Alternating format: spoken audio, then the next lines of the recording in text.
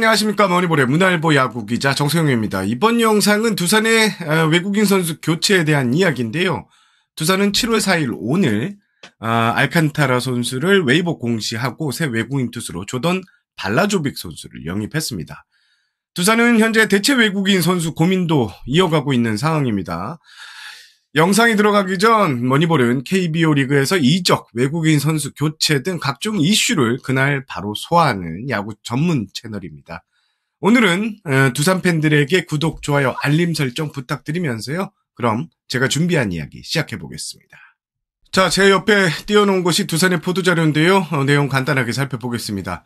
두산이 영입한 선수 조던 발라조빅 선수고요. 26살의 젊은 투수고 영입 총액은 25만 달러입니다. 일단 두산 관계자는 발라조빅이 높은 타점에서 나오는 직구가 위력적인 투수다 이렇게 소개를 했습니다. 직구 최고 구속은 시속 156km, 평균은 150km라고 설명을 하면서 스플리터, 커브, 슬라이더 등 변화구를 스트라이크 존에 넣을 수 있는 투수로 탈삼진 능력이 뛰어나다 이렇게 보도자료에 담았습니다. 늘 말씀드리는 거지만 보도자료에는 이 해당 선수, 영입한 선수의 좋은 내용만 들어갈 수밖에 없습니다. 자, 그럼 제가 본격적인 썰을 풀기 전에 오늘 잠실구장에서 두산 롯데전을 취재한 이혜진 스포츠월드 기자 전화 연결해서 두산의 이 외국인 선수 교체 분위기 이런 것을 두루 한번 살펴보는 시간을 마련했습니다. 잠실구장에 있는 이혜진 기자 전화 연결하겠습니다. 이혜진 기자 안녕하십니까? 네, 안녕하십니까. 스포츠월드 이혜진 기자입니다. 네. 자, 오늘 잠실 현장에서 알칸타라 선수의 갑작스런 웨이버 그리고 발라조빅 선수의 영입으로 현장 기자들도 많이 놀랐을 것 같은데요. 어때요?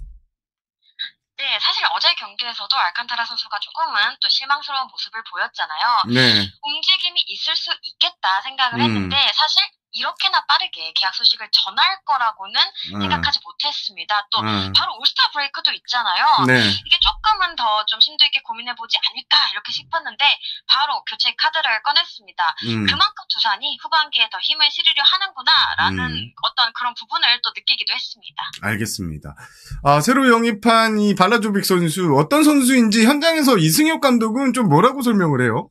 그 영상으로 봤던 모습은 좀 굉장히 좀 좋았다라고 하지만 또 실제로 봐야 되는 거잖아요. 그렇죠. 어쨌든 이 선수의 변화구나 이런 모습들이 이 한국 리그에서 충분히 좀 경쟁력이 있을 것 같다 이렇게 기대하는 모습이었습니다.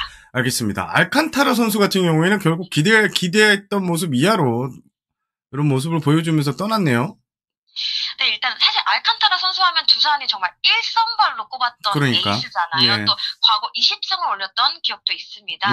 이미 검증된 자원이라는 뜻인데 이럴 경우 사실 교체 카드를 들기가 쉽지 않잖아요. 왜냐면은 이 최정상급 투수 같은 경우에는 좋지 않다가 나도 또 귀신같이 또 이 에버리지를 찾아가는 게 네, 이게 그건데 사실 이 여러 가지 측면을 좀 고려를 했던 것 같습니다. 알칸타라 선수 같은 경우에는 사실 구속은 계속 나오고 있었어요. 네네. 이 롯데전에서도 154km까지 찍혔거든요. 네. 근데 문제는 그럼에도 계속해서 공략을 당한다는 거예요. 심지어 맞았을 때 장타로 연결되는 그렇죠. 경우가 좀 많았습니다. 이 부분을 포수 양의지 선수도 한번 언급을 했었거든요. 네. 그렇다면 이 볼끝이 좀 밋밋해졌다 이렇게 볼 수 있을 것 같아요.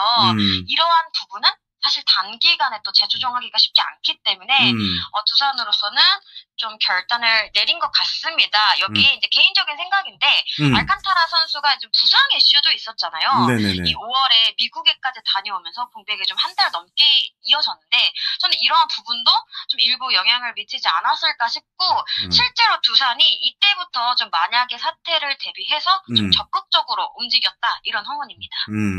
발라조빅 선수는 다음 주에 이제 들어오는 거죠?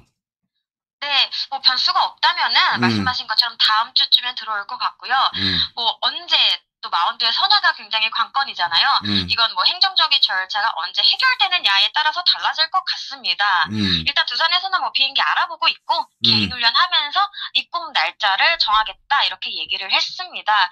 사실 이 선수가 올 시즌 거의 불펜으로 뛰었잖아요. 네. 하지만 불펜 피칭에서는 뭐 한 80개까지 일단 던졌다고 하더라고요. 네네네네. 그래서 이승엽 감독이 이제 선발로 뛸 수 있는 몸을 만들어 달라 이렇게 주문을 하겠다고 얘기했습니다. 알겠습니다. 오늘 이진 기자 빨리 퇴근하시고요. 전화 연결 감사했습니다. 네, 감사합니다. 네.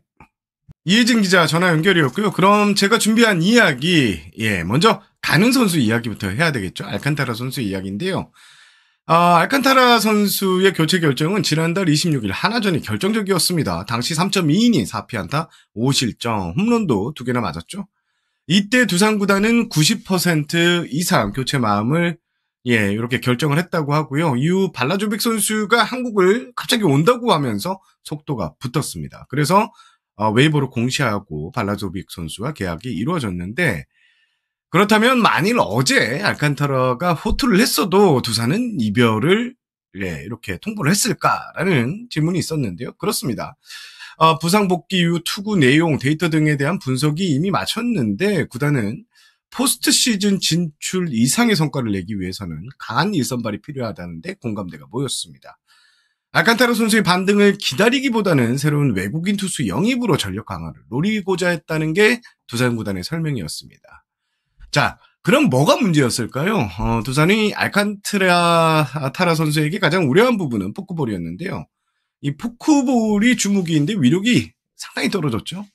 특히 좌타자 기준 이 포크볼이 바깥쪽 낮게 형성돼야 되는데 현재 지금의 이 포크볼은 중구난방으로 들어오고 있습니다. 여기에 직구가 너무 몰리면서 일단 카운트 싸움이 완전히 안 된다는 것도 컸습니다. 결국 더 낮게 던지려다가 카운트가 몰리고 그러다가 몰리면 쾅. 최근 한화, 그리고 어제 경기 그랬습니다. 그런 전형적인 이유로 교체 결정이 내려졌다고 합니다. 이혜진 기자의 설명대로 이 깜짝 발표였습니다. 최근 제가 영상에서 김태룡 두산단장이 지난 주말을 이용해 일본 독립리그를 보고 돌아왔다라고 이렇게 설명을 드렸습니다. 자, 일단 두산은요, 대체 선수는 대체 선수대로, 알칸타라 교체는 알칸타라 교체로 이렇게 투트랙으로 외국인 선수를 물색했습니다. 김태룡 단장은 대체 선수 위주의 점검을 나섰고, 다른 한쪽에서는 외국인 선수 담당이 지난 5월 미국으로 건너가 한 달 넘게 현지에서 선수들을 관찰을 했습니다.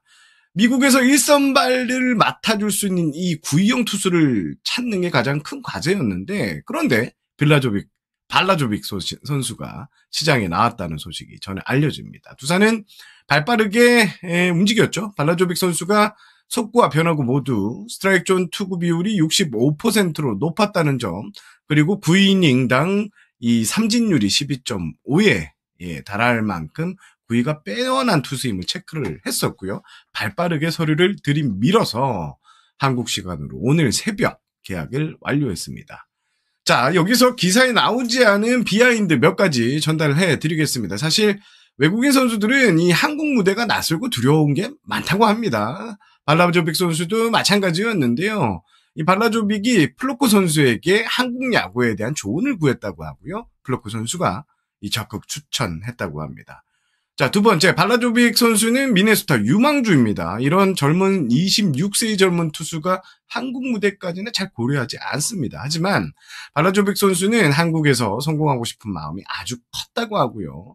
메릴 켈리나 이 패디 같은 성공 사례를 쓰고 싶다며 두산과 계약서에 바로 사인을 하게 됩니다. 자, 세 번째, 이번 계약에는요, 이적료가 발생을 합니다. 당연하죠. 이적료를 계약 총액에 이렇게 포함이 되는데 이적료를 줄이면 선수 연봉이 올라갈 수 있는데 발라조빅 선수가 연봉이 적은 걸 감수하겠다. 이런 자세를 보였다고 합니다. 그래서 두산이 더 흐뭇해 하던데요. 자, 두산 팬들은 지금 발라조빅 선수의 몸 상태를 가장 주시하고 있을 것 같은데요. 현재 55개까지 던질 수 있고요. 다음 주 한국에 들어온 뒤 일본에 이제 비자를 받으러 갈 텐데, 다녀오면 한국에서 첫 등판은 60개에서 70개 정도 예상을 하고요. 지금 발라조빅 선수는 현재 미국 미네소타에서 나와서요. 아는 에이전트, 그러니까 자신의 에이전트가 아닌 아카데미에서 개인 훈련하며 투구수를 늘리고 있는 상황이라고 합니다. 마지막으로 두산 대체 선수에 대한 이야기입니다. 브랜든 선수의 대체 선수를 찾고 있는데 현재 제가 취재한 분위기는요. 이 시라카와 선수가 살짝 유리하다. 이런 분위기가 감지되고 있습니다. 하지만 변수는 많습니다. 요키시를 원하는 내부 코치, 프런트의 주장도 만만치 않아서 이 고민이 많다고 하는데 일단 두산은요. 주말까지 아주 심사숙고해서 결정을 내리겠다는 입장입니다. SSG 구단처럼 아주 철저하게 심도 있게 고민하겠다는 게 두산 관계자의 설명이었습니다. 자, 오늘 영상은 여기까지입니다. 머니볼 구독 안 하신 분 한 번만 구독 부탁드리겠습니다. 저는 문화일보 야구 기자 정세영이었고요. 내일은 롯데의 전반기 결산 이야기를 들고 오겠습니다. 자, 저는 이만 물러가겠습니다. 여러분 시청해 주셔서 감사합니다. 안녕히 계십시오.